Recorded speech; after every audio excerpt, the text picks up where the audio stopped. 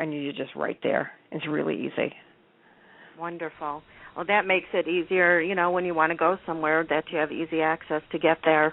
Unlike sometimes in Chicago, when I want to go see something downtown, I make my husband drive me because I go insane with the traffic and the different streets, and you can go one way this way and one way that way, and you can't turn around here or there. And I won't take the train because I'll get lost. So. Well, that's how I felt when I was in L.A. One of the producers offered to loan me her car, and I said, "Oh no, you don't want to do that." Yeah. No. Within 5 minutes, you will know why you shouldn't have done that. Yeah. I have a license, but I ain't driving out here. I've never seen roads that are 3 inches wide, that are two-way, that wind around a mountain. No. Oh my God. No. I know how you feel. I actually drove in California, but my husband was with me to tell me which way to go and stuff like that. Not that he knew California any better than I did, but he's just better with directions and stuff. And I was going to my uncle's house, and of course you have to go up a mountain, but at least this one didn't feel like it. And so I get there, and my uncle had given me his address, but he transposed the numbers somehow. And so I actually passed up his house, and I'm getting to the end of the road, and I mean it's the end of the road. There's no gate, there's no fence, there's nothing. And I thought, okay, now is it just a steep hill that I go down? Well, thank God I caught a glimpse of my uncle in my rearview mirror waving at me. And so I stopped the car. And I told my husband, I says, get out and look what's over there. Well, there's nothing. That's a drop-off of the mountain. Now, do you believe they don't have a fence or a gate or something there to say, stop, this is the end of the road? It certainly could be. Yeah, in more ways than one. Yeah. You think? Wow. So I know exactly how you feel. When I'm in a area that I'm not familiar with, I'd rather have somebody take me or go with me. Absolutely, because I learned to drive in New York, in the city, and I can drive at right angles. I cannot drive in spirals. I don't know how you did it. I was in New York once. I'm sorry? I said I was in New York once. I don't know how you did it. We were stuck in traffic so much I wanted to pull my hair out of my head, and I was in a cab. And you know how they drive. Oh, yeah. You don't want to do that if you don't have to. Yeah. Well, I know that now. Yeah. Don't do that. They're a little nuts, and I apologize to all the cab drivers, but I'm sure they're used to being called that and more, though. Yeah, I know. So we'll make it nice and easy for our listeners. Take the train, go see the show. I know you're going to love it. And if I was out there, I would definitely see it. Are you going to be traveling more with this? Like I would maybe love make to do it that. to Chicago? I'm sorry? Maybe make it to Chicago? Yeah, I would love to. I would love to do what I did in that school, because that was really important to me, that they could ask me questions, that I could talk to them. That was a thrill for me to be able to do that. Part of the show, all of the show, whatever I can do, audiology conferences, anyone dealing with the deaf, anything that is surrounding it that deals with the deaf community, the children, the parents, anything. Because there were in California, there were parents, hearing parents of deaf children that were very interested in what I was saying. So anything like that that would invite me out to do that, I absolutely would travel. I would do that. You know and what I'm I not think a traveler, would be a great, but I am not a traveler, but I would do it. I think I'm sure you're probably videotaping at least some of these shows, right? Yes, we did tape the one in California, but we're waiting for them to put that one together.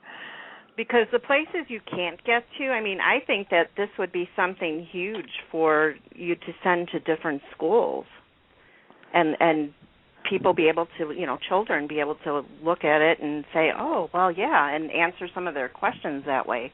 If you're not able to go to each and every school, which I know you can't. Well, we'll have to give that some thought and see how that's going to work. because I don't know that we would send the whole show, Right. but I have to see what what we can do about that. Maybe they could watch a piece of it and call me, just like we're doing now. There you go. We have conference email, call. text. They email and text these days, so. yeah. I talked to my mother going. on what they call a TTY machine, and we type back and forth to each other. So I want to tell you, when the whole email thing came up, I was not exactly thrilled. Yeah. It was not a big thrill. It looked just like it looks like a TTY machine to me. Yeah. But I finally gave up. I said, all right, fine, okay. Well, I also wanted to let our listeners know that you have a Facebook page for the show, and you can go there at facebook.com/listen. Can you hear me now? And maybe Pam will be able to talk. And then also on Twitter, it's at listenplay. Right. You can't spell out the whole thing on Twitter. Right, it's just at listenplay, and they had to teach me how to Twitter. I said, I don't know how to do that. Fortunately, I have what they call an ACR, who's wonderful. Her name is Danielle, and she's 21 and very, very patient. And I said, all right, how do I do this? And so are she you taught me how to do it. Now I can do it. Are you tweeting from Listen Play, or do you have your own Twitter account? No, I'm using that. I think I do have mine, because I started one a long time ago, and I thought I really died and not into this. But I am now, and I will do it. I do it now. Yes, I definitely am now. It's kind of fun, actually. Addicting. It's very addicting. But then again, I don't know what I can see that. Yeah, I don't know what I would do without it, as far as the shows are concerned, because that's how I get the information out there, and that's how you get people to listen, besides Facebook and any other type of social media that there is. Right. So it's good for, your show, too. Absolutely. So I'm glad you're on there. Yeah, we just insisted in the last few days, because somebody, in fact, I think I might have actually written to you. I think that might have been my second tweet. Really? Might have been to you. I have to take a look at that, because the All for One Festival, which is another very prestigious festival in New York, and I know those people. I performed a little part of my show there at the festival last year. They gave me a very nice, very, very nice shout out on Twitter, and that did it. I had to go on there and say thank you. No, that was. Oh no, I know what we're doing. I'm looking forward to tweeting to you tonight. There you go. That's what we're doing. We'll see how good you are at this now. Yes. It takes a while to convince me to do things, but then I'm really happy when I'm doing them. Yeah. Most of the time we hopefully tell people to do things that are good and that you'll enjoy. Yes. But I have been certainly enjoying this show, and talking to people about it and trying to help, because that's really been the biggest thing about this. Yeah, and I want to thank you for doing it, because I know that it's helping a lot of people and clarify a lot of situations that they have maybe been in or somebody else has been in. Yes. So that'll help them out a lot. Now, I have one last question. Oh, sorry, go ahead. No, you go ahead. Oh, I was going to say I have one last question. I noticed on the website that it says that there's no interpreter for the show, and I wondered why there wasn't one. That was unfortunate, and the reason for that is twofold. I don't have a stage. I don't have an elevated stage. Mm-hmm. And there's nowhere for the interpreter to be without being right in front of me. At points, the interpreter will be right in front of me. And the more important thing is, because this is a festival and they have, shows coming in, you have 15 minutes to break down, get out. Festivals are very rough in that way.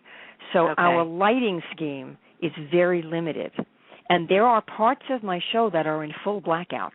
The beginning of the show was in blackout, and parts of the show are in blackout. We can't have a spotlight on the interpreter. Right. The interpreter is going to be in a blackout. Yeah. We try, and they just cannot adjust. If only one show needs it, or you need a special light that has to be changed for the next show, they won't do it. Yeah, that makes sense then. Yeah, that's why because I talked to Esther, my new friend out in California, who's sign language, and we both talked about that they should be interpreted. I would like to invite, a deaf audience, and I would have done it in New York, except physically we couldn't do it. If we don't have a spotlight on the interpreter or a place for the interpreter to be, we really can't do it. So, and I would imagine even having one off the side somewhere would be kind of hard because they're trying to watch the show, but then they'd have to avert their eyes to an interpreter. So that wouldn't work out either. Well, deaf people are kind of used to that. I know that someone said, if there was an interpreter, I would be doing nothing but looking at the interpreter. But, kind of because I know when I see a show with an interpreter, I'm sort of fascinated by it, but I'm able to kind of look at both. And I think that is what they do. They sort of get it. There's just a way of looking at it and still watching the show. So I'm not so worried about that. It's just physically there was no place to put the person and no spotlight. Right. So I can understand that. When we have a proper off-Broadway run, we can do anything we want. There you go. And that's when it's going to happen. Absolutely. I swear to the deaf community, that will happen. Well, I've been very, very, very happy to speak with you today. I've learned so much, and like I said, I thank you for doing this. I think this is huge, and it's making a difference in people's lives, and not necessarily just, deaf people, like you said, anybody that's different in some way, if they think themselves as different, even, it's making a difference to them. It's talking to them. And I know a lot of people have said to me, your parents don't have to be deaf to just not listen to you. Right. I've noticed that. I noticed that visiting someone. I said, oh, these parents are not listening. Okay. Yeah. That's why I said this is universal. Yeah. There's one thing that drives me up a wall as a parent. I have 4 children, and every one of them have done it, and my youngest one still does it to this day, and he's 17. Mom, and you're right in front of them. You're doing something else, but you're listening. Mom, and I'll say, what? I'm listening. I'm right here. What do you have to say? But you have to look at their face, otherwise they're not going to stop saying, Mom. Well, I'll tell you something. If somebody's not looking at me, I won't talk to them. Really? Because in my head, if you are not looking at me, you don't hear me. This is in my show. I follow people all over the place. I had an accompanist once who said to me, I was following him all over the apartment, and finally he said, sit, I can hear you. And if somebody's in the next room trying to talk to me or in the bathroom trying to talk to me, it drives me nuts. I have to see them. That kind of thing just stays with you forever. Yeah. I was going to say, I'm sure it had a lot to do with the way you grew up. Oh, yeah. Lingering effects. I wish you only the best, and as they say, break a leg, even though I always feel guilty saying that, but break a leg. Thank you. I have a hard time saying that, too, so I understand that. Do you? Oh, good. Yeah. I'm glad it's not just I was me. staying in somebody's guest house, and her child was in a show, and I said, I'm sorry, I'm not going to say break a leg to your child. I'm just not going to say that. So I just wish him well. That's all. I'm not going to tell a mother, tell your kid to break a leg. I can't do that. It just seems mean, or like if you're wishing that upon them, and then, God forbid, something like that happens. I think originally all it meant was take a bow. I think that's what it meant. Yeah. I think that was the original, but it's still kind of weird. But, yeah. It's what they say. It's theater. It's okay. Well, but thank you so much. Thank you so much for inviting me. I really, really appreciate it.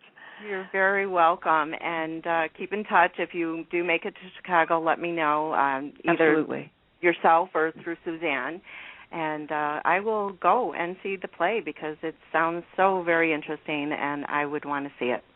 Oh, thank you. Thank you You're very welcome. much. I really enjoyed talking to you. Thank you.